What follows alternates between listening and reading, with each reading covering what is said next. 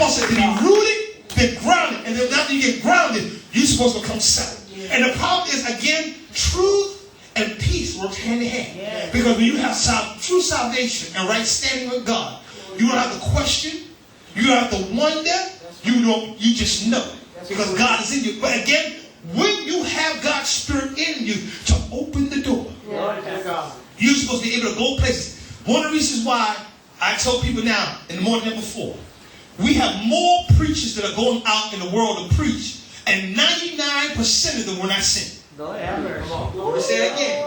99% of the preachers that are going out in the world preaching were not sent by God. They went out on their own. Because why? God has to prove you before He sends you.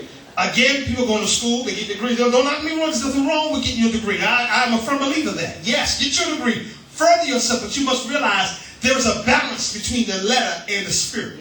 But it's the spirit that overrides the flesh. See, don't you know, learning deals with, learning deals with a lot of realism. They'll tell you, look at the realistic part of God and the things of God. Now, we must realize, along with theology, theology is, theo means God, is logic, the logical explanation of who God is. It's a reason part they try to put behind theology. But there's certain things where human reason ceases and stops that you got to know is all by God and nothing else. You cannot question. But men have become so caught up, they have lost their spirituality in their learning. They have forgotten about God's Spirit and don't realize that it's God's Spirit that brings the balance to everything. It brings, so again, like I said, the word may cut you up. It may convict you. It will cut you down. But it's that same Spirit that gave life to you will quicken your mortal body. They'll bring you back to where you need to be.